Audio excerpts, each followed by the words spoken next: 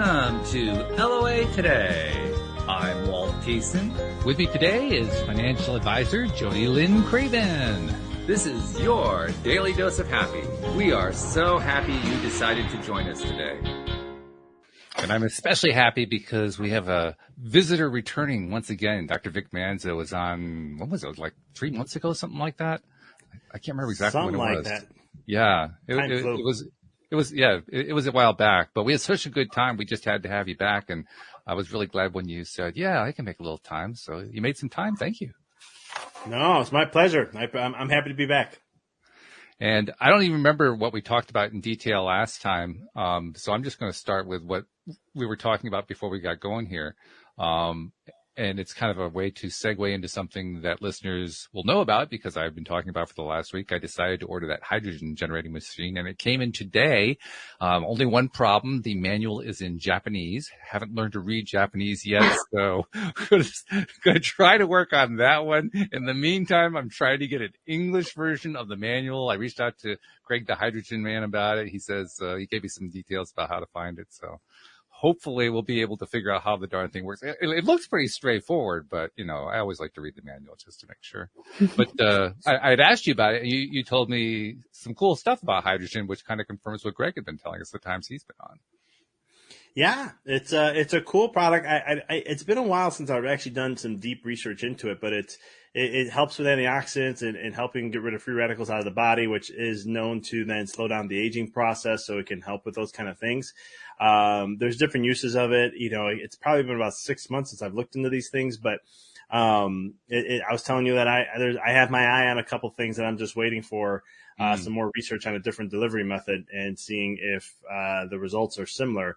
And then if they are, I'm like, all right, I'm going to jump the gun. That's the next thing I want to add into my repertoire of my health products. I want to get your opinion about something here too, because I have to admit I'm a little bit flummoxed about this subject. And the reason is our wonderful medical community has, well, here in the U.S., they have a range of opinions. The International Institutes for Health, got it wrong. The National Institutes for Health. Sorry, got it right that time. They're leaning in favor of it, but they want to see more studies. They say this is interesting, but we don't want to see more. The FDA wants to have absolutely nothing to do with it.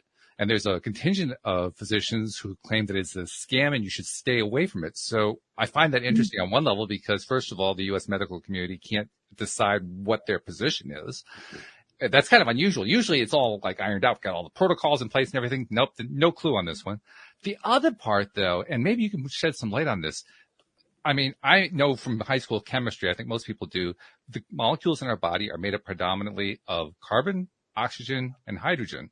I would think medicine would have studied those by now. I know they've studied oxygen a lot. I think there's maybe been some study on carbon. I'm not sure. It seems like hydrogen's been left outdoors. What do you have any idea what's going on there? Why haven't they paid any attention to it? Who knows? I have no idea. Maybe I can give very, opinions on things, but I don't have anything that holds ground or holds water to it to where I'll be like, yeah, this is why they don't do that. But yeah, I don't know, to be honest. They studied carbon dioxide because we look at that from a blood perspective, from breathing perspective, and how to make sure we're always, keeping that, balance and bicarbonate and carbonic acid. This is what breaks down from carbon and makes our body more acidic from just from having too much carbon in our body. So they've gone that route. Hydrogen. Yeah. I didn't learn hydrogen. I didn't learn that in biochemistry either when I was in chiropractic school. We didn't go over hydrogen and the effects of what it can do for the body if we take in hydrogen or even nitrogen. Nitrogen's when you breathe air, I think it's like 70. Somebody's going to tell me this is not 100% correct, but I think it's like 79% roughly around there. 78% of the air you breathe in is nitrogen. But you learn a little bit about that, but there's no deeper element to, oh, hey, guess what? This can be this or that, or this can be beneficial for this or so forth. And from what I remember about high school chemistry, about the only thing that they ever told you that hydrogen did is that it was great for filling in molecules. Other than that, there wasn't a whole lot going on. If you bind it together, you got helium, and that's H2, and now all of a sudden you can have a nice, interesting voice. Oh, we'll talk like this for a while. Mickey Mouse. Exactly. There you go. Yeah. But it's one of those things where the FDA will never agree to anything that's it's we in chiropractic we always say the things that have been approved by the FDA are also the same industry that's taking the things away that have been harmful to someone. And one of the biggest one in history is Vioxx. 58 plus thousand. There's more people that died from that drug, from heart attacks and so forth, than people who died in the Vietnam War, Americans. Wow. Yeah, that's fair. So when you look at the FDA, you look at it in a perspective, and you look at it from like a supplement perspective, they don't accept anything. Right? Nothing has been approved or tested or affected or whatever that statement is on. Look at any supplement you have; they're always there. So it's one of those things you'll never. That's why I always tell people FDA, you can wait to see approved or not. That's up to you. That's totally your discretion and what you want to choose to do. But and I'll share these analogies. Like here's the things that some of the things I said that were safe and effective and they approved were also the same things they've taken off the market because of the negative effects that have come on. It does kind of make me wonder, why do we have it again? I can't remember. Well, look at here's another example, like NSAIDs, right? Non-steroid anti-inflammatory drugs. Mm. I think what is it? I think now it's like 120,000 people die from the usage of those things each year, or something along those lines, Wow. or something along that aspect. And it's one of those things when you think about that, it's like that drug's approved. There's a certain allowed, certain things that may happen. Some people say, well, look how many people use them. No wonder there's a high number of that. I'm like, I don't care if it's a billion people using them. That's still 120, 100 plus thousand people. That's not okay.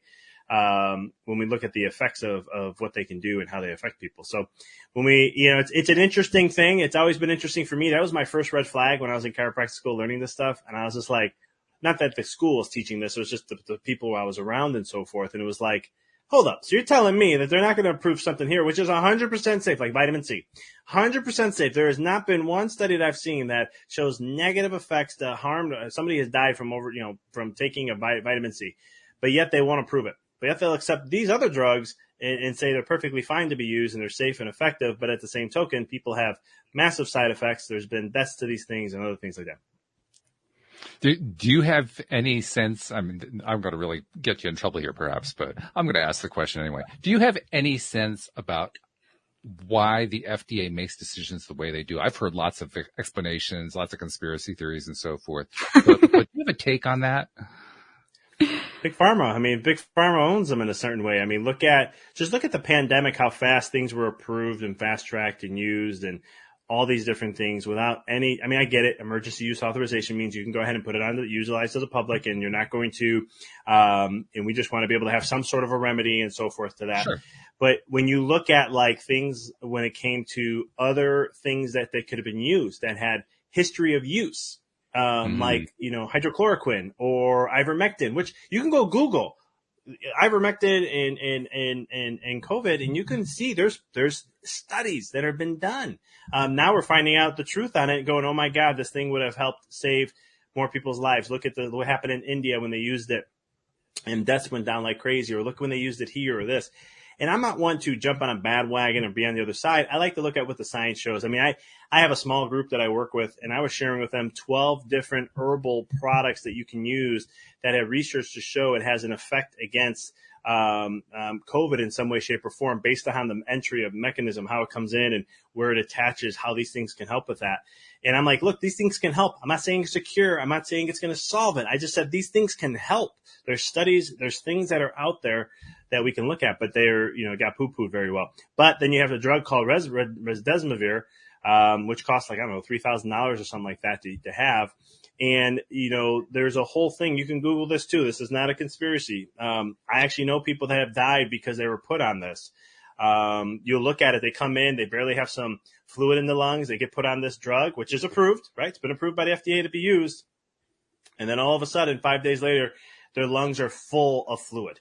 And all of a sudden, they pass away about 4 or 5 days after that. It's usually around day 8 to day 10 is when that normally happens. And they've seen this. They have studies on this. Again, you can look at the data. It's out there. You have to dig deep though, because the Google blocks a lot of this information. based on the algorithms and all the stuff like that is. But if you don't go Google it, you go use like a DuckDuckGo search engine, which uses Google, but it doesn't have all the privacy things in there or censoring. You might be able to get to some of these things, and they're out there. You can see them. Mm-hmm. Qualification: DuckDuckGo actually doesn't completely use the Google algorithm. That's kind of a myth, but there's a lot of similarity. I'll give you that. That's what it is. Yeah, similarity. There's some similarity. I thought that they were just bought out. I could be wrong. Were they? But I thought that they were bought out like recently, within the last couple of months. But I could be wrong. But I know someone who's a family member who's part of the group. I'll have to ask them. Oh, okay. Right to the source. I'll have to ask. I'll be curious to know. But yeah, it's when you look at the FDA, they're just, some people call them just a drug dealer, and they're just, they pass things off to help, with when it comes to big pharma. But at the end of the day, they're there for a specific reason, whatever that is. I've just never seen, or I have rarely ever seen, approve anything that is truly more on an effective natural side when it comes to things. And that should raise people's eyebrows when it comes to that kind of perspective. Because there's some people, they'll say there's no studies, or there's no this, or there's no that. And when you look at things, there's endless studies out there.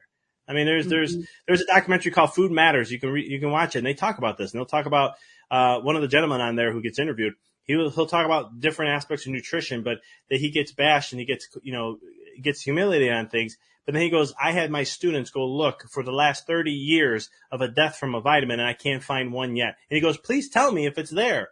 I'd be more than happy to want to know about it. He goes, but I've had them search for the last 30 years, and there has not been one death from it. But yet they'll still consider it not to be safe or approved.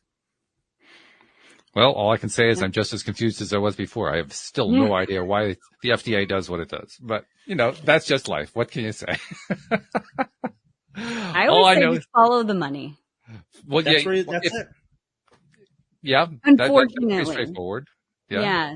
And I feel like, or we weren't going to have a whole conversation about the pandemic. That's not why we're here. But I think that when it comes to health, for me personally, I woke up during the pandemic when it started and started asking some better questions than I ever have in my entire life. Like asking why do they do this, or why is this recommended, when it came to more than just vaccines, but for COVID, but more like vaccines for everything, drugs for everything. Like why am I being recommended this or that? And it's been very eye-opening taking a step back and just looking at the whole picture. I just keep thinking about George Carlin. George Carlin used to talk about two in the mouth. That was it. That was his entire thing on modern medicine. He spoke a lot of truth too. Is it, He did. Oh no, he did. And, it's one of those things where, some people did wake up in that process with the pandemic. But anytime, this is what I always tell people too. It's like anytime you look at when it comes to health from a medical perspective, and don't get me wrong, I'm not bashing medical, because they are, in America, our medical system's number one emergency care. And I always tell people, we're number one in emergency care. We got the best technology, the best things that we can do to help people save their lives, right? I go, but when it comes to health, when you look at the top 11 richest nations in the world, America's dead last when it comes to that. And when you look at the top 42, we're ranked 37. This is World Health Organization came out with this one. And so I'm sitting there going, yeah, I used to educate my patients. I was like, you want to choose a system and a model that is, let's say if you have an emergency, America's number one, would you want to go there? Like, absolutely. I said, okay, now if you want to go and look at healthcare, and would you want to work on it being a system that is ranked 37 out of 42? And they're like, no, I wouldn't want that. I want to be at the best of the best. And I'm like, this is why we have to look at health from a different perspective. Medicine hasn't solved health from long-term perspectives. I mean, look at all the diseases that continue to rise. They're not gone. The fight on cancer, what was that, back in the 70s, if I'm not mistaken? And it was one of those things, they put a whole war on cancer. We've been fighting it for 40 years. We're not any better than we were before. Yeah, we're having people live longer, but some people say, look at the studies and the data, and they said they put the 5-year mark on there. I'm the type of person who says, why would you choose 5 years, not 6 years? Why don't you choose 10 years instead of this year's? If you take the 5-year mark, here's just something for all the listeners. If you take the 5-year mark and you expand that out to 5.5 years, you'll see a higher deaths that come from cancer. So it's very interesting. It's very eye-opening when you see that. So when you look at how they move the marks on things, I was talking to a friend of mine about this, and he's kind of in a process of waking up. He's challenging. He's like, anything the government says, he's like, it's usually we have to do the opposite and we'll be healthier. Or if we do the opposite, this is going to be benefiting us. And I'm just going, you've been around me a little bit. But he's like, we were talking about cholesterol, and I was like, I go, who chose the number 200? Who created that? I said, have you ever looked at the committee? I'm like, there's a committee of people who choose, and they just say, hey, this is what it's going to be. What's the studies? What's the research on that? I go, what ends up happening is those people who choose that and dictate that are actually, not all of them, but a good portion of them work for the drug companies. They're executives of some sort, and they're on there. I said, isn't that a conflict of interest? I know in my world as a chiropractor, I can never have conflict of interest. I could lose my license. But yet, here's someone who can give recommendations, say, hey, we're going to do it at 200. This is where cholesterol should be at. We're going to bash this, and whatever that comes up to being. And then all of a sudden, that becomes a standard across the board. Which cholesterol is a whole entire myth that I won't even get into. But anyway, I digress. Ooh. Yeah, I've heard a lot of different things. We don't want to get into it? Oh, we can't. I mean, it's up to you guys. I'm open book here. So, hey, if you're going to say there's nothing looking here, don't look here, don't look here, we got to ask you what's going on there. Yeah. Well, think about it this way. If you look at heart disease and you look at it from a perspective of saying, well, cholesterol is what causes heart disease and all that, and it's related. Well, it's kind of like saying fires are the cause because of firefighters.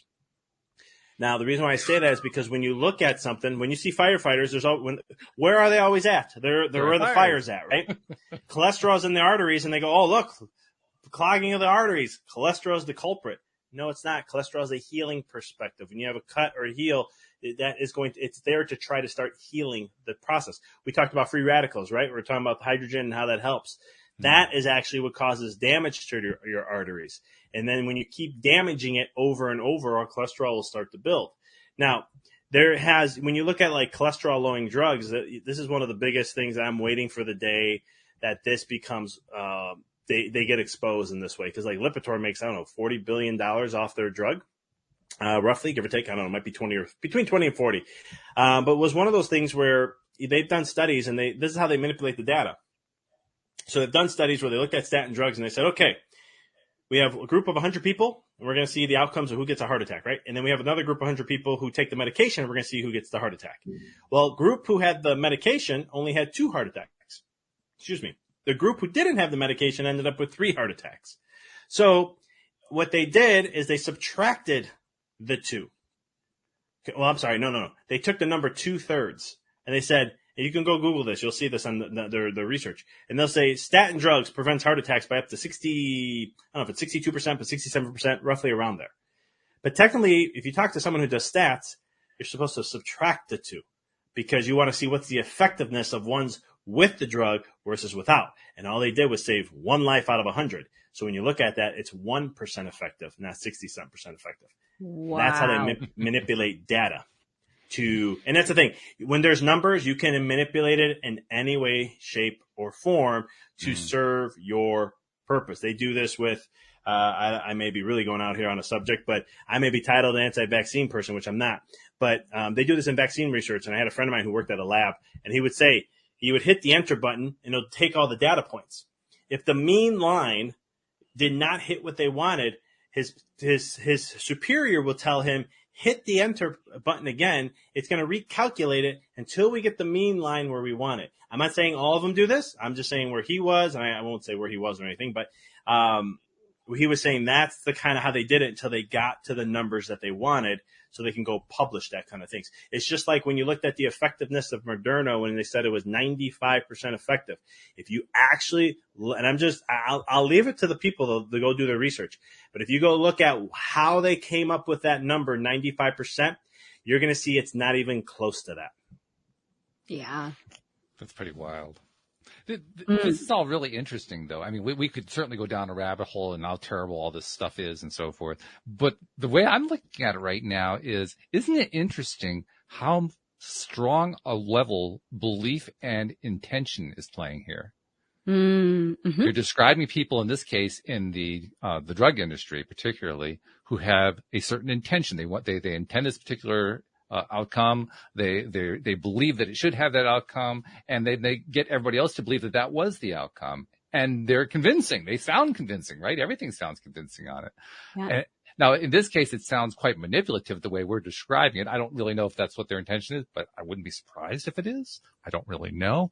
All I know is how interesting that intention and belief are playing such a big role.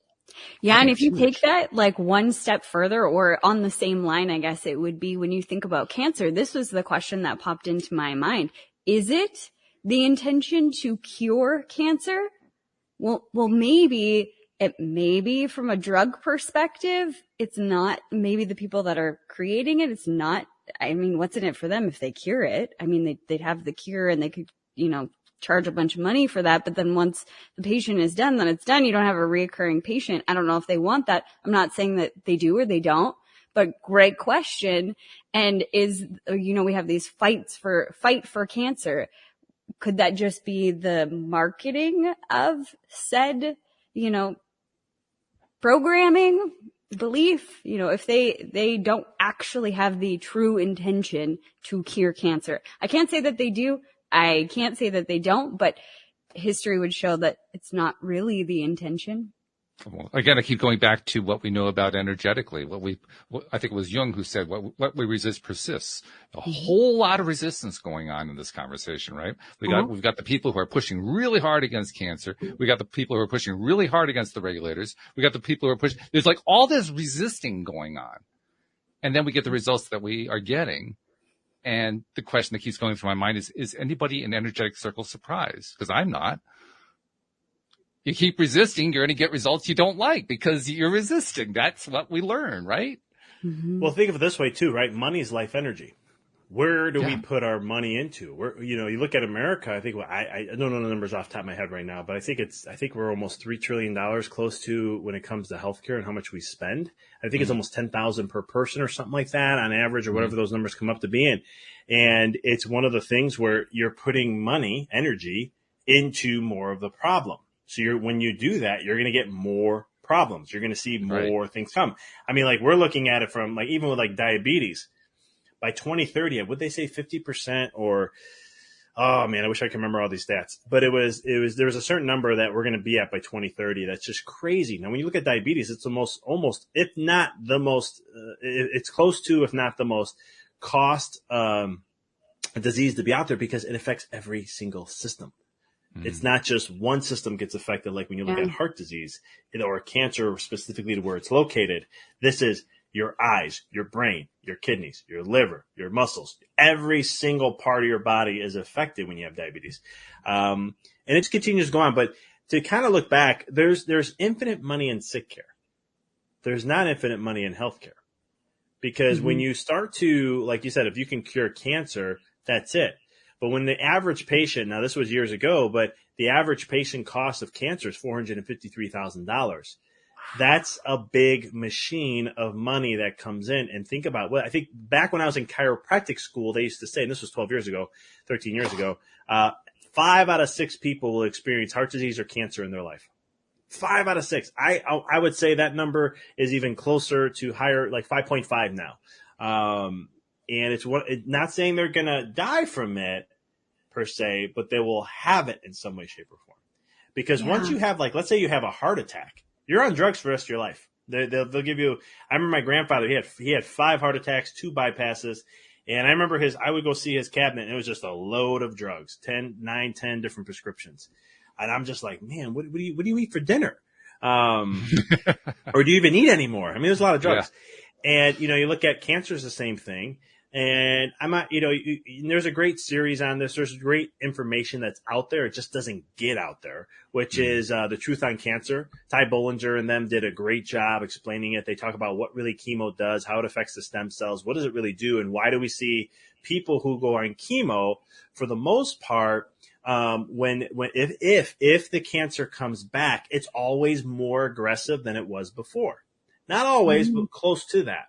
When you start looking at that, they break down the science of why that is. And they'll talk about other things too, of what people can do. And they've have a whole movement awakening the world to be more, just to create awareness that there's other options. And that's what I'm big on. I'm more on, let's just look at all the options and give people the power of choice. That's where I come from. And that's kind of my mission, in what I do, because it's just one of those things where you're just constantly saying, this is the only way, this is the only way, this is the only way. That's usually manipulation. And if you bash and humiliate the other people who come out with a different path or something that may be different, and they get humiliated and whatever, discredited, or if they're a professional or a doctor and they lose their license, that's when there's even more manipulation going on in the ones who are saying choose about. And you can look at this in any, and it's not just in health. You can see this in religions and history of different things now in the past. This is stuff that's been going on for quite some time. Because when we can control, and this is what I wrote in my third book, Decoding the Matrix, I talk about these conditionings that have gone on for so long. And those who have the power to influence the matrix are the ones that can keep it at a certain place, which controls most of the masses, which means they can have more power. And it's just it's a constant cycle, just to constantly have more and more power. And I think that's where it comes down to, it's profits, it's money. Cause I used to think it was some evil thing 12, 13, 14 years ago. I used to say, oh, these people are evil in some way, shape, or form, or they just have evil methods or whatever it may be. And Walt, you said it best. It's just a belief. Mm-hmm. They believe that the medication is the route to where to go. They believe that the body is not, it's faulty, right? In medicine, they'll say, if you can't get to the answer, then it's the person's fault. It's just their makeup and their genes, and this is who they are. And it's one of those things where it's looking at saying, well, you have two options. You can think that the body can't heal itself, that it's fault in some shape, way, or form, and you're destined by your genes. That's their whole philosophy, which we already know isn't true, just like the germ theory isn't true. Because if it was true, nobody would be here to believe it today. But then you have the other opposite, where the body can heal. It's always looking to thrive. And we have proof on that too. Genetically, the body is designed to heal. It wants to be healthy. It wants to thrive, not survive, to thrive. And if you give it the environment every single time to thrive, it does that. It will recorrect itself. As long as whatever disease or let's say an infection or whatever it is, as long as the healing power of the body can outpace that, the body will thrive every single time.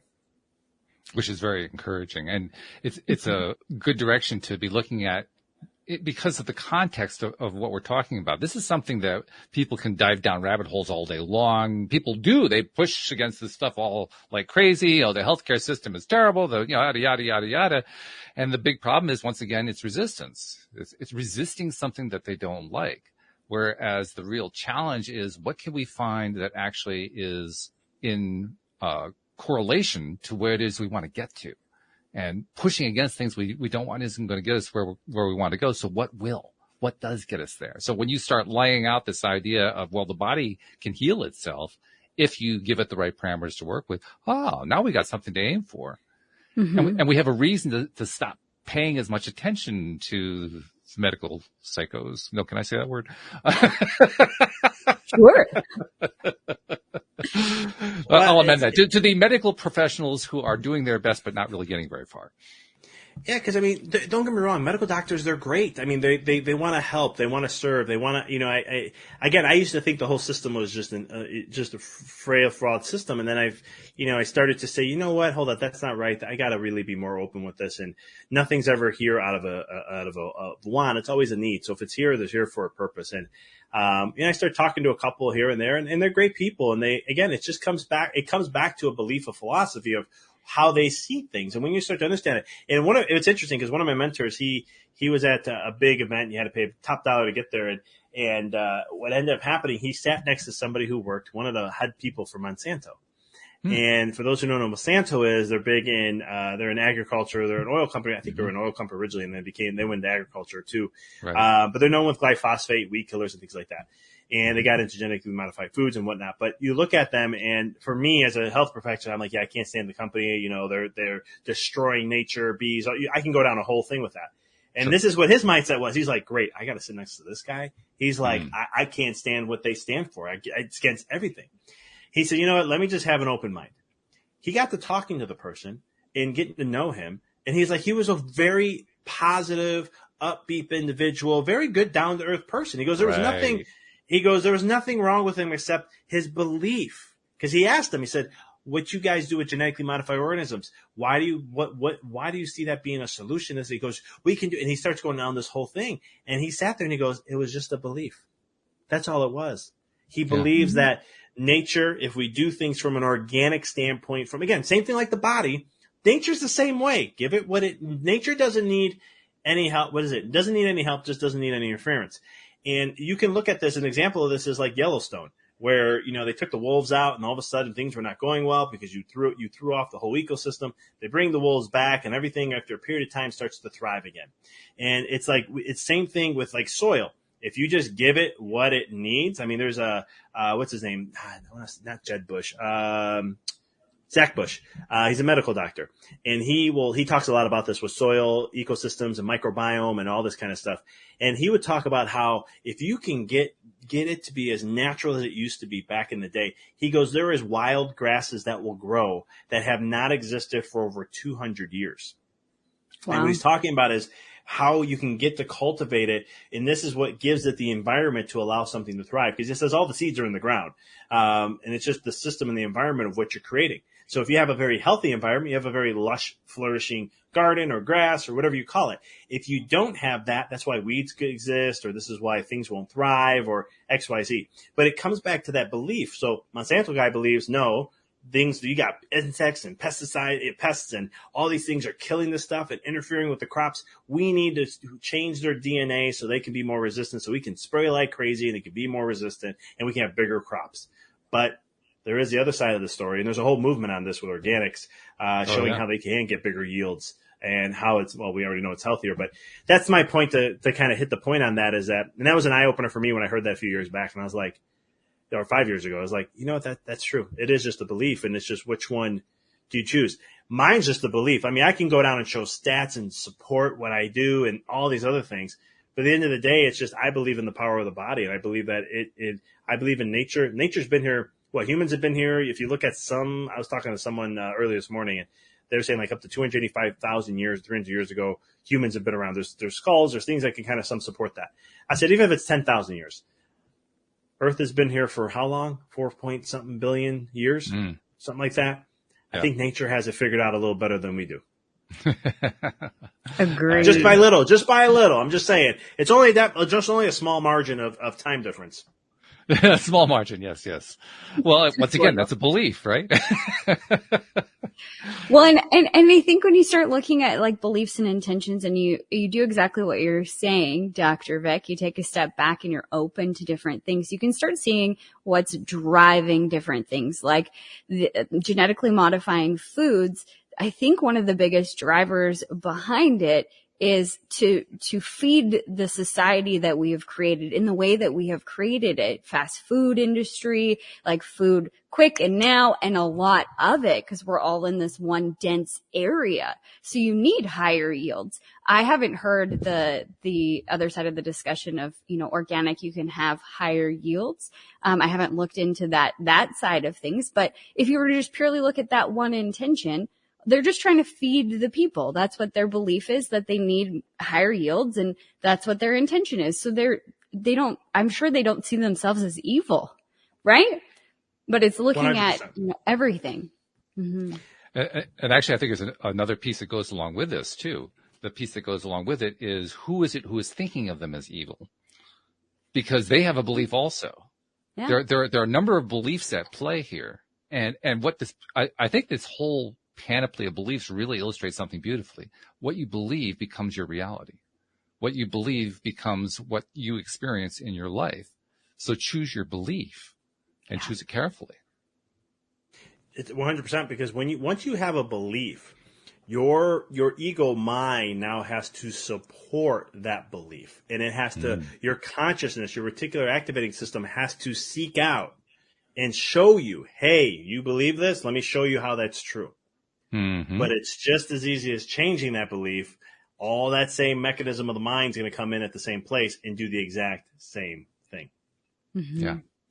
Agreed. And that's where, but it's one of those things again. And I always tell people, like, whether you want GMO or you don't want GMO, I always tell people it's like, it's your choice. It's whatever you want to go down, whatever path you want to choose. I go, if you go down this path, I can share some things here. If you go down that path, there's both sides to the story.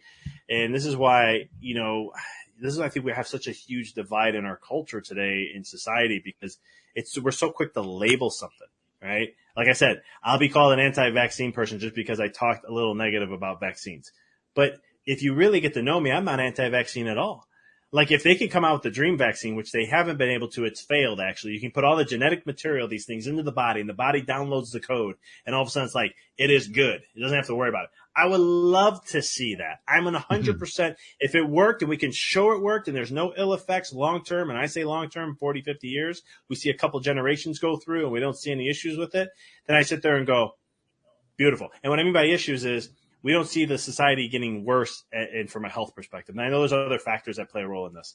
Then I'm like, yeah, I'm 100% for it. I have no problem with it. They've tried it. It has failed. It has not worked. They're starting to understand how they've even tried taking the flu virus and throwing it right into the nose like it would normally come into the body, and people wouldn't get the flu and some would and some won't. And they're like, we can't figure this out. Like, why, so looking at just trying to work with nature in some ways. But yeah, so again, I have a question about that, because I think what you're bringing up is a very important thing, and I want to touch on one point with it. Since we're talking about belief, I'm wondering, what is the role of the patient's belief in all those studies? Placebo's what, 33% on average, right? The placebo, they've taken placebo work so far to they've done it on knee surgeries. And they would, of course, they're in a study, so they're going to pretend like they've done the surgery, but they didn't do anything. They just made the incision, stitched them back up, waited for the time period that they said, woke them back up and said, hey, we did the work, you're good to go. Patient had excruciating pain, couldn't walk, all of a sudden gets back up, after everything, and they're walking perfectly fine, no issue. Yeah, that's pretty good. That's a great study. I like that one. Yeah. Oh, yeah. But there's so many of these, though. Like, here's an example. I share this in the Power of the Mind and Choice in my work that I do. They've done studies on coffee. Now, coffee is one of the most researched things that is good and bad for you. And every year, I will see studies from colleagues of mine that are either bashing it, which this year has been a bashing year, or I will see them supporting the benefits of coffee. Well, they've done studies on this where they've took two groups. One group, they told them only the good of coffee, of the benefits of what it has. They took another group and they told them only the bad. And they would measure this through blood work and stuff and whatnot, and how they felt, symptoms and so forth. And long story short, I don't remember the time frame of how long this was, but I just remember the end part. They looked and they said, okay, looked at group one, who all thought it was good. They tested and see all of them got the benefits of coffee. They looked at group two and they said all the negative effects. Guess what? They got the negative effects of coffee, where you get a foggy brain because you're overactivating the brain, adrenals are exhaustion, all these kind of things. They've done this with chocolate too, and it was the same thing. Now, if you go back to ancient texts, there's spiritual masters and mystics they will tell you that how they used to be able to take poison and they can transmute that. Now, I don't recommend this. I do not. Yeah, we do not recommend this for anybody. No. Do not recommend this. Big disclaimer, folks. Big disclaimer. But they would do that because they were showing how they can change the power and element of something. And so, again, where does that come down to? If we want to simplify, it's beliefs. Again, not recommend that at all. Do not do that. But just looking at the factor, if you choose to have something, this is why I used to be at one point into diets, certain diets specifically. But I pulled away a lot from a lot of that because I'm like, you know what? It's really just comes down to, if you believe this is good for you. Now, I'm not saying to go out. Now, there are certain things that just hold truth. Like if you go eat Doritos every single day, it's not going to be the most beneficial thing for your body. But when we look at just, how we view things, if it comes from nature and source, and some people say it's bad for you, some say it's good for you, really it just comes down to that belief. Mm-hmm. This raises a lot of interesting questions for all of us, I'm sure. The one that's coming to my mind right now is, what if, let's just do a complete mind experiment here, okay? What if when you went to the hospital with any condition, no matter what the condition is, what if the hospital personnel spent most of the visit working on your beliefs? I wonder what the results of that would be. Game I changer. think it would be huge. There was another doctor that we interviewed. This was maybe a month back or something. And she was talking about them working on their belief system, like her with her patient. And when that piece wasn't completed and they didn't believe in the treatment, they would often revert back. And she told us all sorts of stories. I think this is huge. I think we're starting to scratch the surface on understanding all this kind of stuff in a level of, and quantum physics has helped that in so many ways to understand how, because, the observer effect will tell you that how you see something is what it's going to be. Yes. I mean, it's just, that's as simple as it is. How you see it is what it's going to be. Seeing, you got to believe to see, right? And so these things all align. These are all old truths that have been around for so long, but they're so true in a way that you can take this into health, and people just don't get empowered enough. But then there's the other side of me. This is because probably I'm a chiropractor and I went through, all this holistic stuff that I've done too on top of it. It's like, yeah, but there's got to be some form of guideline. There's got to be a certain rule to this, right? Because I'm not, again, you can go eat Doritos every day, but if you believe they're absolutely amazing for you, then they're going to be amazing for you. And it's like, not necessarily. But you can look at things like, some people just blame genetics, but sometimes look at people like when it comes to smoking, right? I always said that smoking never causes lung cancer. And some people get upset by that. But I have a family member who smoked for 25 years, ended up with lung cancer and passed away. And I said, listen, you got to understand the difference between cause and a factor. A cause means you do it once, you get it. That's it. So if you smoked a cigarette, you're going to get lung cancer because it's the cause of lung cancer. But it's a factor of lung cancer. It can add to the mix. But how many people, though, you've heard who smoked all their life, and I'm not advocating that smoking is good for you, but how many people have smoked all their life and they don't get anything? They don't get lung cancer, they don't get nothing. They live to 102. Exactly. And there's people that I know that, or people just in general who don't take care of their health, but they're living to, and it's not like they're just living to 80 or 90 on a time. They're not having the vitality at their later years, but they're living longer. And it's just, you're sitting there going, I don't get this. Then there's somebody who takes care of their health and they pass away at 42. There are obviously the statistics about the connection between smoking and cancer. And I actually happen to know that one because it came up in a Sean Aker presentation in a different context. But the correlation is 0.44, meaning 44 out of 100 people who smoke are going to get cancer. It means 56 won't. We kind of forget that part about the statistics. What the flip side is telling us. 56 won't. Now, does that mean that you should smoke cigarettes? No. It just means, wait a minute. This is not as much of a done deal as you might have thought, just because you heard, wow, it's a 44% correlation. Yeah, but what about the 56? We kind of skip those parts. And that's where I come back to the whole factor versus cause, right? It's just a factor of it. And it was a factor that affected 44% or 44 of the 100 or 44% of the people. We experienced this. I may have even told you this one, Vic, on your last visit, but we experienced this overall topic, if you will, the last time that my wife went to a doctor. My wife, I was telling you about this offline. My wife had hyperthyroidism, otherwise known as Graves' disease. She was diagnosed in 2018, I think it was, and went through the usual protocols. Bottom line, the endocrinologist was saying, you're going to never get over this. We're going to be on drugs for life. We'll probably have to either burn out your thyroid or have it surgically removed, something like that. And at the very least, you're going to have to be on drugs for a while, and we can't even guarantee how long you're going to be able to do that. You're probably going to have to make a decision sometime fairly soon. There is a small chance you could get off, but I'm not hopeful in your case. That was the first visit. Second visit was about 6 months later. He had dramatically ramped up the dosage and was now saying, I'm 100% sure you will never, ever be off the drugs. You will have to face this decision about whether to do surgery or chemical burnout. And you need to get ready to do this because it's going to happen. 6 months after that, they started lowering her dosage because it was too high. They started lowering it beyond that after that. And a few months later, they said, well, we're down to the minimum dosage. It's still too high. So we need you to go off it for 2 months. She went off it for 2 months and hasn't been on since then. And listeners may wonder, well, what was her secret? Her secret was the secret. She literally did not believe in the diagnosis. She didn't believe in the prognosis. She didn't believe in what they were telling her. She was determined she was going to feel good. She's watched a lot of videos about happy animals playing together. And, here we are 4 years later. She was now that's not actually the part of the story I wanted to tell you. the part of the story I wanted to tell you is that she also had to see a cardiologist because along with this whole series, the sequence of events, she experienced atrial fibrillation, or AFib as they call it. And when she saw a cardiologist about it, they couldn't quite pinpoint, did it happen when she got the thyroid disease? Did it happen before? Did it happen afterward?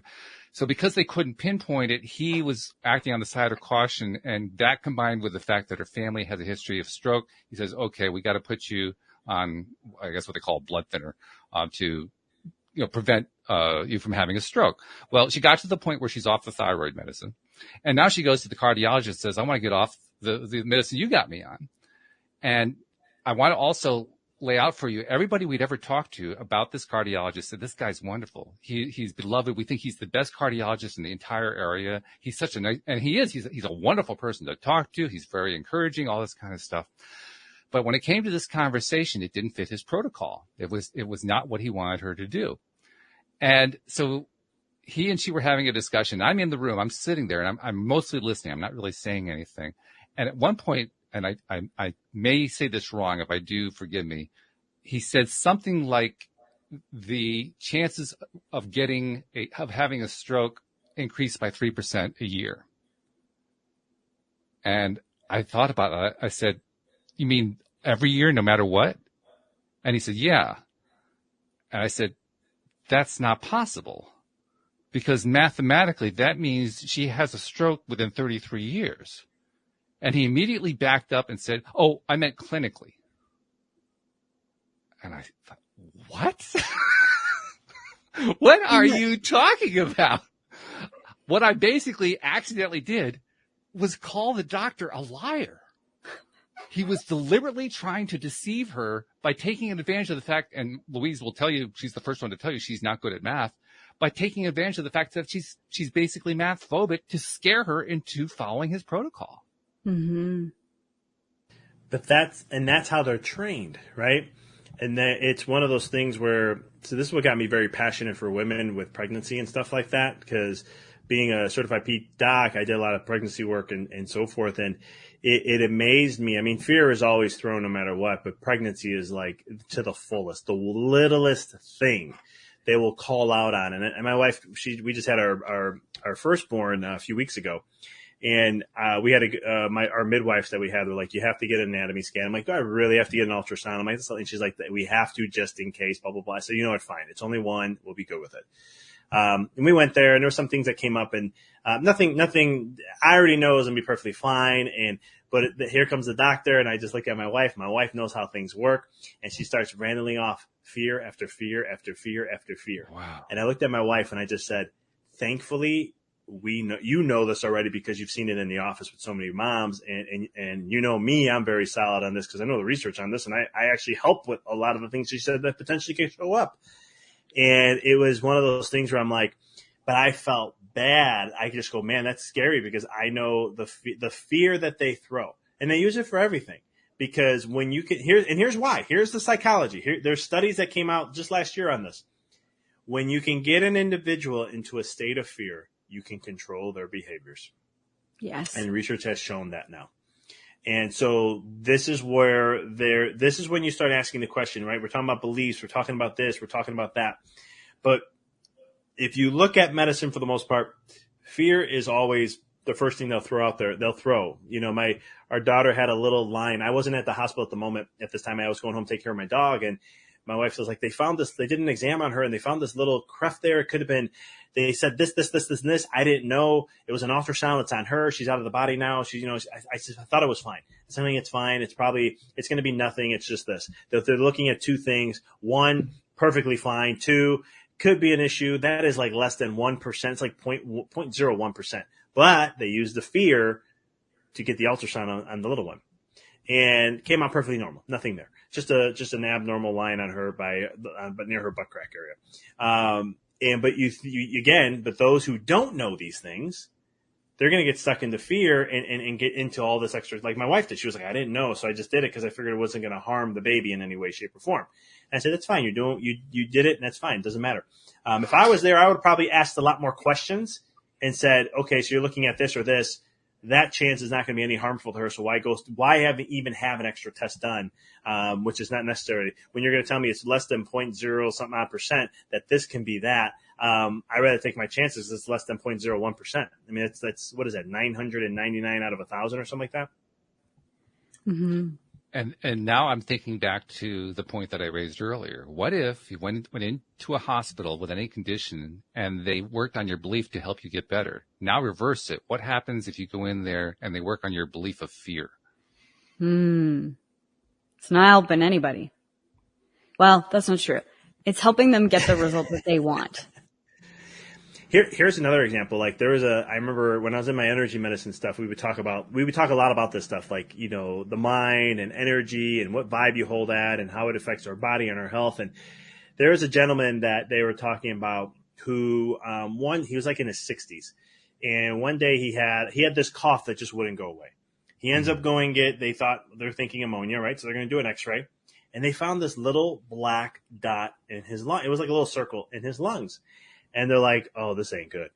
And they're like, man, you most likely, they did some blood work and stuff. And they're like, you probably have lung cancer. We're going to have to do chemo. We're going to do this. This is not a good thing to have. And so they went down that route, and I'm messing this story up a little bit, but the point of the story is he ended up getting the chemo, whatever, or maybe not the chemo. No, sorry. There was no chemo involved. They couldn't do it. That's why I'm messing this up. Anyhow, long story short, he passed away 2 months later after finding that. In going through his medical history, they found an x-ray like 30-something years ago. Same black spot on the lungs. Wow. What? Same size, same everything. Wow. It was the psychology of saying he had lung cancer, and it was an advanced form that was that he only had a certain amount of time to live, and that's why they didn't do the treatments. And he believed it.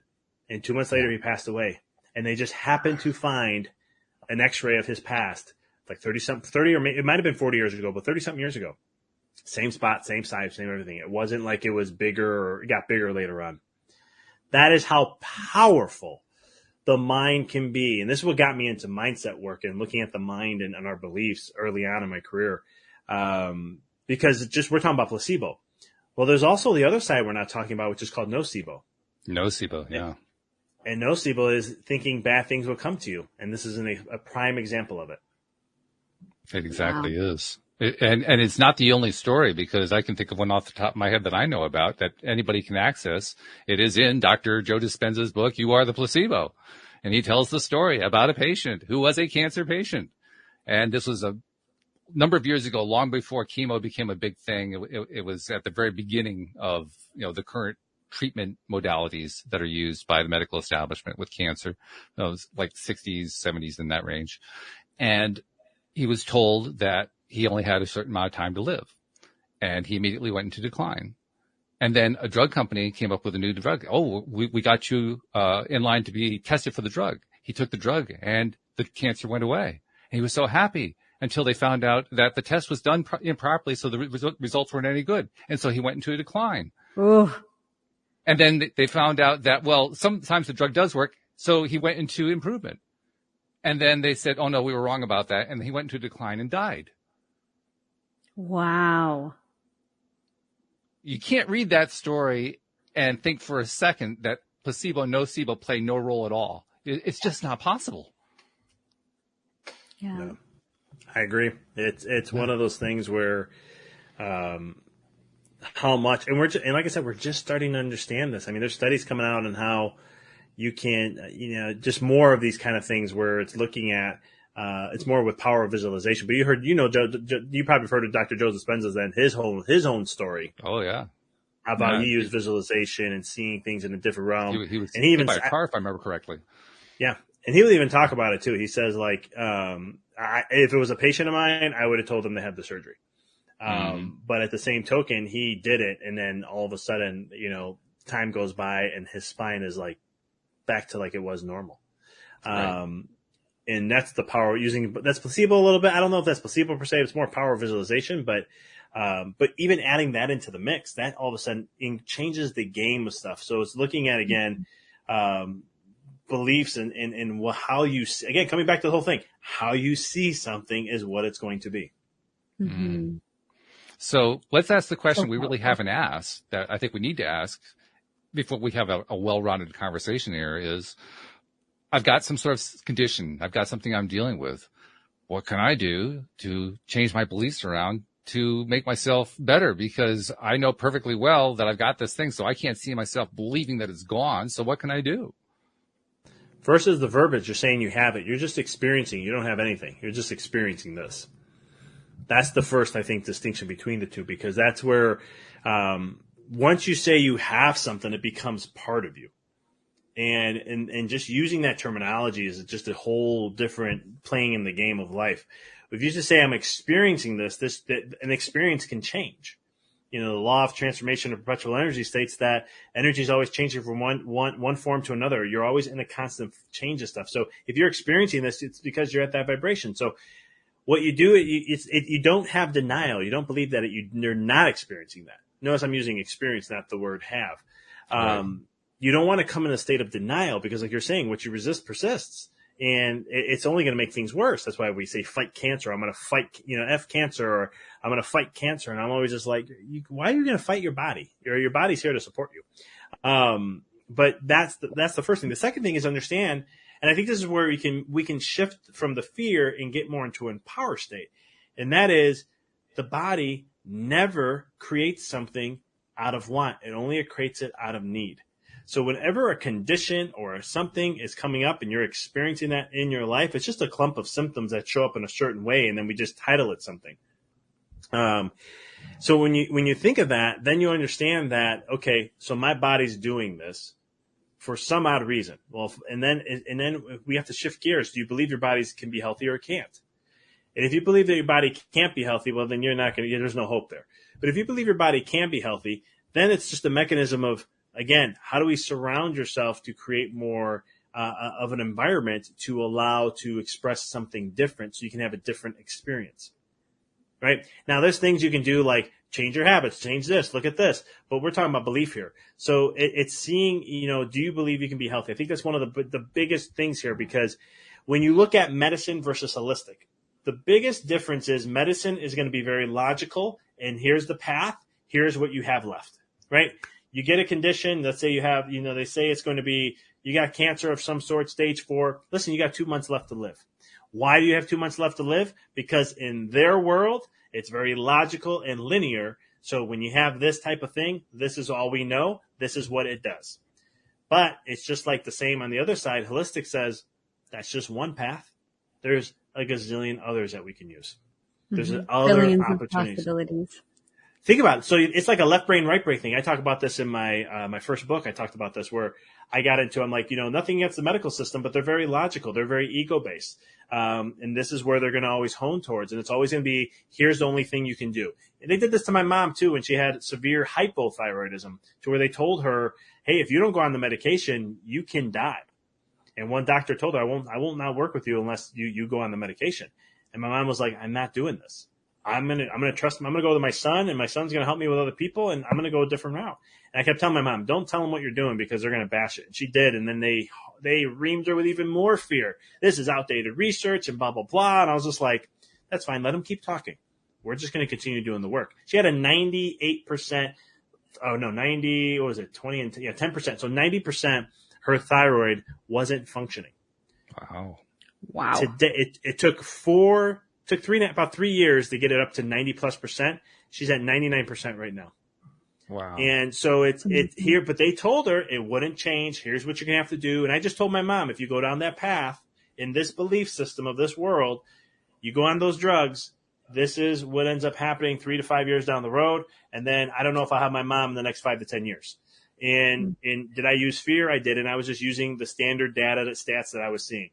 And I just said, here you go. You can believe that. Or, Mom, you can believe this. And the other option is we're going to do this. We're going to focus here. We're going to do this. And we're going to do that. And with that, we're not looking at the thyroid because the thyroid is usually not the issue. I'm like, we're going to look at everything else and get those systems up and running again. And from there, we're going to change that. So you can see how, again, it's what, if you believe, my mom's been under chiropractic care for over 37 years. She's a fitness instructor. She's been doing nutrition supplements and exercises since I've been born. But it's one of those things. My mom believes the body can heal. She knows it'll take time, but she knows it will heal. It will get to where it's going to go. And that's a belief in herself. And everything that she's ever faced, she's always gone the holistic route, and she's always gotten the results. She's 65 today, and she still does at least 5 to 6 hours of fitness classes on top of her workouts. So back to the person, just to tie it all together, is you have to ask yourself that question. If you have something, you got to ask, can your body heal? Can your body not heal? You really got to, and if you don't know, that's where resources are to help give you the confidence to know that it does. I can tell you as a chiropractor, a holistic practitioner, and an energy medicine practitioner, I can tell you 100% for sure the body heals. Your genes do not dictate your health. We know that now. That's outdated research. It's still being perpetuated, just like saturated fats are bad for you. That's outdated research from the 50s. But at the same token, it's one of those things where you have to, if you believe your body can heal, that will open up the door to possibilities, and people and things and stuff will come to you to help you, show you that. And maybe you might just heal on your own spontaneously without even needing anything, which is a whole nother possibility. That's a beautiful thing. That's a great way to wrap up the show too. By the way, your latest book is Decoding the Matrix, right? Is that the latest one? Yeah, it is. Yep. And that's the one that, if you want to kind of change the way you're understanding how this whole thing is structured, that's the book to read right there. That's the one. Yeah. Amazing. It gets in all this conditioning, all this stuff that we're programmed in some way, shape, or form, and how we're, how the subconscious mind works and how it dictates our life. And I call it a mental prison. And once you become aware of it, you unlock the key, and you get to actually experience that freedom that you choose. Well, Dr. Vic, I got to tell you, I am so glad I'm free enough to have you on the program twice now. This is great. I've enjoyed this so much. I think you have too. I know Jody enjoyed it. Oh yeah. I had a blast. It went down a way. It was an interesting path we were going, but I love how it all wrapped up too. I was like, this is cool. It was full circle. I loved it. Excellent. We love that. That means that we had another Daily Dose of Happy. Yeah. And I'm so happy we did. So thank you guys very much. Thank you, podcast listeners everywhere. We will see you all next time here on LOA Today. Goodbye, everybody.